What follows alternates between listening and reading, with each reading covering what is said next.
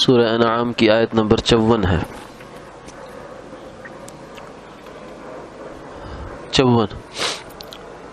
اعوذ باللہ من الشیطان الرجیم. بسم اللہ الرحمن الرحیم. وَإِذَا جَاءَكَ الَّذِينَ يُؤْمِنُونَ بِآيَاتِنَا فَقُلْ سَلَامٌ عَلَيْكُمْ كتب ربكم على نفسه الرحمة أنه من عمل منكم سوءا بجهالة ثم تاب من بعده وأصلح فأنه غفور رحيم. صدق اللہ العظیم. اور جب آئیں آپ کے پاس وہ لوگ جو ہماری آیتوں کو مانتے ہیں تو آپ ان سے کہہ دیجئے تم پر سلامتی ہو، تمہارے رب نے اپنے اوپر رحمت کو لکھ لیا ہے. جو کوئی تم میں سے برا کام کرے ناواقفیت سے، پھر اس کے بعد توبہ کرے اور نیک ہو جائے، تو بات یہ ہے کہ وہی اللہ بخشنے والا ہے، بہت مہربان ہے.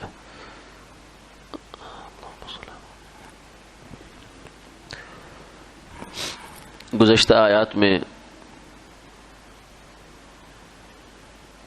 یہ بات ذکر ہوئی تھی کہ سیدنا فاروق اعظم رضی اللہ تعالی عنہ نے مشرکین مکہ کے مطالبے کے موافق مشورہ دے دیا کہ یا رسول اللہ، اگر یہ ہمارے مسلمان بھائی تھوڑی دیر کے لیے مجلس سے اٹھ جایا کریں جب قریش کے سردار آئیں تو کوئی حرج کی بات نہیں ہے، لیکن جب اس کے خلاف اللہ کی جانب سے حکم نازل ہوا تو سیدنا فاروق اعظم رضی اللہ تعالیٰ عنہ بڑے گھبرا گئے کہ میں نے اللہ کے حکم اور اس کی منشا کے خلاف رائے دی. اس لیے وہ دربار رسالت صلی اللہ علیہ وسلم میں تشریف لائے اور آنے سے ہچکچا رہے تھے تو یہ آیت نازل ہوئی وَإِذَا جَاءَكَ الَّذِينَ يُؤْمِنُونَ بِآيَاتِنَا، کہ تمہیں ہچکچانے کی ضرورت نہیں ہے، اس لیے کہ جو ایمان والے ہیں ان کے لیے تو استقبال ہے اللہ کی جانب سے. تو ایک مفسرین کے ایک رائے کے مطابق اس آیت کا شان نزول یہ ہے، جبکہ دوسری رائے کے مطابق یہ ہے کہ یہ آیت یہ مداوا ہے اور اس زخم پہ مرہم ہے جو کسی نہ کسی درجے میں ان کمزور مسلمانوں کے دل پر لگا تھا کہ جب ان سے یہ کہا جائے کہ آپ لوگ ذرا تھوڑی دیر کے لیے باہر چلے جاؤ تو انسان کے دل پہ کچھ بیت جاتا ہے، کچھ چاہے تھوڑی دیر کے لیے ہی ہو، اس کے دل پر ایک ہلکا سا خیال آ کر گزر جاتا ہے کہ ہمارے ساتھ یہ کیا ہو رہا ہے. یہ غیر اختیاری چیز ہے، اس پر مواخذہ نہیں ہے، لیکن اللہ کو اپنے غریب اور نادار اور کمزور مسلمانوں کی اتنی سی دل شکنی بھی گوارا نہیں. اس لیے فرمایا کہ میرے محبوب اب جب یہ آپ کے پاس تشریف لائیں میرے ماننے والے، تو آپ نے بجائے اس کے کہ ان کے ساتھ کوئی رویہ دوسرا رکھیں، چاہے ضرورت کی وجہ سے رکھیں کہ اپنی مجلس سے الگ کرنے کے کوئی سوچیں، اس کی بجائے آپ نے ان کا استقبال کرنا اور ان کو ہماری جانب سے سلام پیش کرنا ہے. آپ ان سے کہیے، یہ گویا کہ اس آیت میں بعض حضرات نے یہ بھی فرمایا کہ یہ اگرچہ اس کا باعث تو صحابہ اکرام بنے ہیں، لیکن یہ پوری امت کا کام بن گیا، کیونکہ یہاں اللہ کا سلام ہے جو سرکار دو عالم صلی اللہ علیہ وسلم کی زبان سے ایمان والوں کے لیے آیا ہے. کئی صحابہ کا ہم نے سیرت کی کتابوں میں دیکھتے ہیں کہ ان کو آپ صلی اللہ علیہ وسلم نے فرمایا کہ تمہیں اللہ نے سلام بھیجا ہے. تو ان کی حالت عجیب ہو گئی خوشی سے. فرمایا اوسمانی یا رسول اللہ، کیا میرا نام لے کر فرمایا؟ فرمایا ہاں بالکل تمہارا نام لے کر فرمایا. تو اللہ کسی انسان کو سلام دے، اس سے بڑی اعزاز کی بات کیا ہے؟ تو اس لیے یہ اگرچہ آیت کا شان نزول خاص ہے صحابہ کرام کے ساتھ، لیکن اس کے عمومی الفاظ میں جو الفاظ ہیں وہ قیامت تک آنے والے گویا کہ ہر مسلمان کو شامل ہیں. بعض حضرات نے تو اس آیت کو مدینہ منورہ میں روضہ پاک پر جو حاضری ہوتی ہے اس کے ساتھ بھی جوڑا ہے کہ زندگی میں اگر کوئی ایمان والا آپ کے پاس آئے میرے محبوب تو آپ فرمائیے سلام علیکم، اور اگر آپ کے دنیا سے تشریف لے جانے کے بعد بھی آئے تب بھی یہ سلام ان کے لیے ہے. جو بھی آپ کے دربار میں حاضر ہوتا ہے تو اسے یہ سلامتی ملتی ہے. تو اس لیے یہ صحابہ کے لیے تو یہ مرہم ہو گئی زخم کا، اور اللہ کی جانب سے کتنی بڑی عطا ہو گئی. اس لیے فرمایا کہ ان سے یہ فرما دیں، ایک تو اللہ آپ کو سلام دے رہے ہیں، اور دوسرا یہ ہے کہ اللہ تعالیٰ کی جانب سے خوشخبری سن لو. کتب علی نفسہ الرحمہ، کہ اللہ نے اپنے ذمے رحمت کو لازم کر لیا. اس کے ذمے ویسے لازم کچھ نہیں ہے، لیکن وہ اپنے فضل سے اپنے اوپر کوئی چیز لازم کر لیں تو اسے علمی اصطلاح میں واجب تفضلی کہتے ہیں. یعنی اللہ نے اپنے فضل سے اپنے ذمے کچھ لازم کر لیا، ورنہ ان کے ذمے لازم کچھ نہیں ہے. تو یہ بعض روایات میں یہ بھی آتا ہے کہ اللہ تعالیٰ نے جب زمین و آسمان کو پیدا کیا، عرش کو پیدا کیا، تو وہاں ایک تحریر لکھی جس کا مفہوم یہ تھا کہ میں نے اپنے اوپر رحمت کو لازم کیا، اور رحمتی سبقت غضبی، میری رحمت میرے غضب سے آگے نکل گئی. یعنی اس کائنات میں جو اللہ تعالیٰ کا فضل ہے اور رحمت ہے اس کا غلبہ ہے.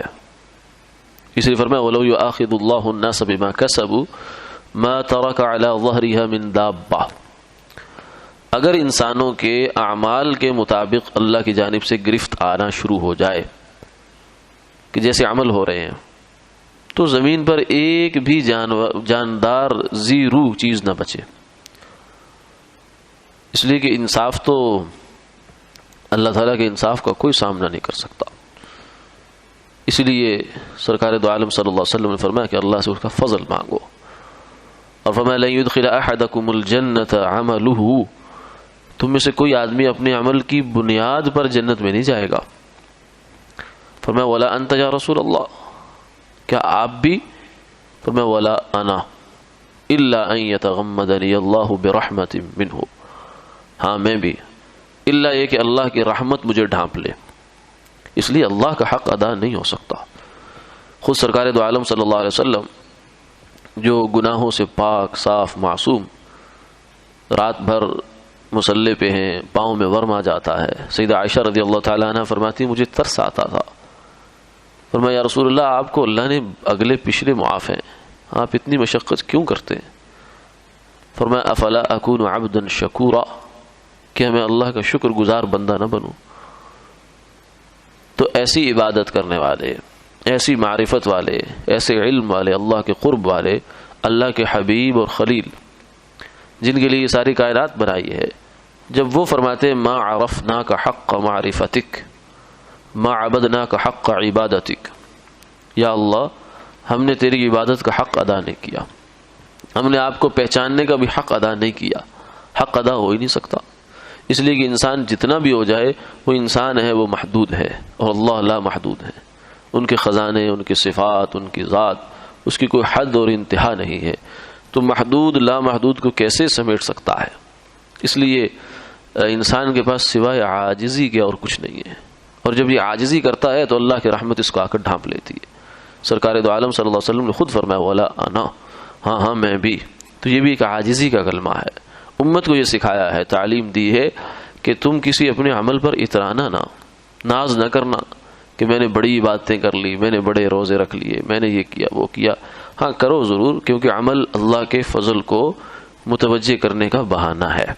اس لیے فرمایا صحابی نے، یا رسول اللہ مجھے آپ سے محبت ہے. تو آپ نے فرمایا ہاں اعنی بکثرت السجود، تو سجدے زیادہ کرنا تاکہ میں تیری سفارش کرنے والا بن جاؤں. تو عمل جو ہے یہ اللہ کی رحمت کو متوجہ کرنے کا بہانہ ہے. بیڑا پار رحمت سے ہی ہوگا، عمل اس کا بہانہ بن جائے گا. جیسے بچہ اپنی تختی پر ٹیڑھی میڑھی لکیریں بنا کر لے آتا ہے تو باپ اس سے خوش ہو جاتا ہے، استاد خوش ہو جاتا ہے، بالکل چھوٹا بچہ ہے، اسے بہت انعام اور اعزاز سے نوازتا ہے، حالانکہ اس کی کوئی حقیقت نہیں جو وہ کر کے لایا ہے. اسی طریقے سے لیکن وہ بہانہ بن گیا اس کے خوش ہونے کا. تو انسان جب بے عملی اختیار نہ کرے بلکہ عمل کرے، اور عمل کرنے کے بعد پھر بھی اللہ سے کہ یا اللہ میں کچھ نہیں کر پایا، تو جب یہ احساس انسان کو مل جائے تو اسے سب کچھ مل گیا. یعنی سب کچھ ہونے کے بعد، سب کچھ کرنے کے بعد اس کو یہ احساس مل جائے کہ میں نے کچھ نہیں کیا، میں کچھ نہیں ہوں، تو اس کو سعادت کا خزانہ مل گیا. یہ احساس انسان کے پاس ہو تو اللہ تعالیٰ نے اس لیے فرمایا کہ میں نے اپنے اوپر رحمت کو لازم کیا، ورنہ اگر یہ نہ ہوتا تو تمہارے عمل ایسے نہیں تھے اور تمہاری حالت ایسی نہیں تھی کہ تم میری رحمت کو کھینچ سکتے. استحقاق نہیں ہے. اس لیے دنیا میں جو بھی نعمت کسی انسان کو ملتی ہے، جو بھی نعمت، چاہے اس کا وجود سے لے کر دین، ایمان، اولاد، مال، جان، کاروبار، گھر، کوٹھی، بنگلہ، کار، سب جتنی بھی نعمتیں انسان کے پاس ہیں وہ سب اللہ کا فضل محض ہے. استحقاق نہیں ہے، ہم کو ڈیزرو نہیں کرتے کہ ہمیں یہ ملنا چاہیے تھا. اللہ تعالیٰ کا محض فضل ہوتا ہے، اس لیے کہ اس نے اپنے ذمہ رحمت لکھی ہے، یہ اس رحمت کے نتیجے میں وہ کر دیتے ہیں. اور یہ ابھی وہ رحمت ہے جو 100 رحمتوں میں سے ایک رحمت ہے. فرمایا اللہ نے اپنی رحمت کے 100 حصے فرمائے، جن میں سے ایک حصہ پوری مخلوق میں بانٹ دیا. ماں جیسی شفیق ہستی، اس کی رحمت بھی اسی ایک حصے کا آگے پتہ نہیں کتنا حصہ ہے، اور باقی 99 رحمتیں اللہ نے اپنے پاس رکھی ہیں. وہ پوری مخلوق پر اسی حساب سے رحمتیں فرماتے رہتے ہیں. آگے فرمایا کہ اب بات یہ نہیں ہے کہ تم لوگ جری ہو جاؤ. ہاں یہ ہو سکتا ہے کہ بشر ہو، اپنی کوتاہی کی وجہ سے، بشری تقاضے سے گناہ ہو سکتا ہے، غلطی ہو سکتی ہے، غلط کام ہو سکتا ہے، کیونکہ تمہارا کچھ اللہ نے ڈیزائن ایسا بنایا. ایک طرف تمہارے اندر روحانیت ہے، فرشتوں سے بھی آگے بڑھ جاتے ہو، دوسری طرف انسانیت ہے، بشریت ہے کہ تم جو ہے وہ اسفل السافلین میں چلے جاتے ہو. تو تمہارے لیے اللہ کی جانب سے یہ بات ہے انہ من عمل منکم سوءا بجہالہ ثم تاب من بعدہ، ہو گیا کام، غلطی ہو گئی، گناہ ہو گیا، خطا ہو گئی، اب مایوس نہ ہو اور نہ ہی اس غلطی پر غلطی کیے چلے جاؤ. نہیں، جب ایک دفعہ ہو گئی، جیسے پھسلتا ہے انسان، ایک جگہ سے اگر آدمی پھسل گیا تو یہ غلطی اصل میں گناہ پھسل نہیں ہوتا ہے، مسلمان پھسل جاتا ہے بیچارہ، شیطان اس کو پھسلا دیتا ہے، بہکا دیتا ہے. تو جب ایک دفعہ غلطی ہوئی تو دوبارہ اس جگہ پہ جا کر خود بخود نہیں پھسلتا آدمی، بلکہ کوشش کرتا ہے وہاں سے بچ نکلے.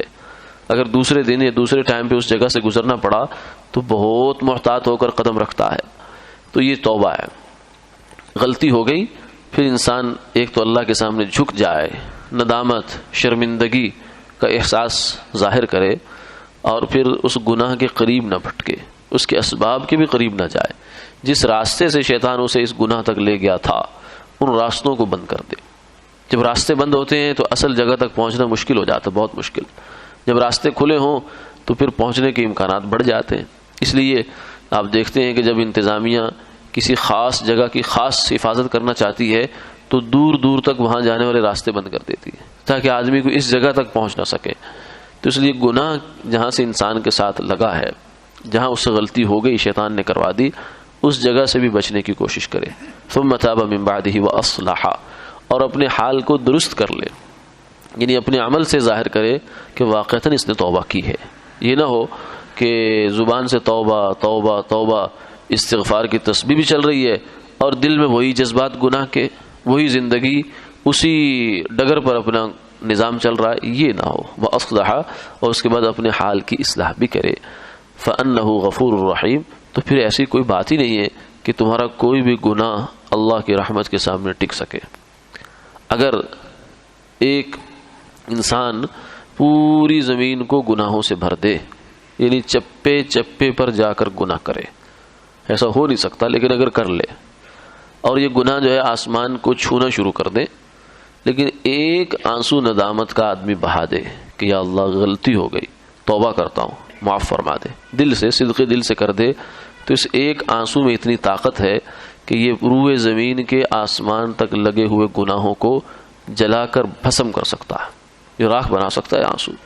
اس لیے فرمایا کہ جو توبہ کرے، اپنے حال کی اصلاح کرے، فَأَنَّهُ غَفُورٌ رَحِيمٌ، کیونکہ یہ آنسو کیا ہے؟ آنسو اصل میں اللہ کی رحمت کے متوجہ کرنے کا بہانہ ہے۔ گناہ تو اللہ اپنی رحمت سے معاف کرتے ہیں، ہماری طرف سے کیا ہوتا ہے؟ عاجزی، ندامت، اور ندامت کے جب آنسو گرتے ہیں تو اس سے پھر دل کی جو زمین ہے وہ بھی سیراب ہوتی ہے، دل کی بنجر زمین یہ آنکھوں کے آنسوؤں سے سیراب ہوتی ہے، اور اسی سے پھر آگے عمل کے، حسن عمل کے پودے نکلتے ہیں۔ اللہ تعالی عمل کی توفیق عطا فرمائے۔ اللہم صلی علی سیدنا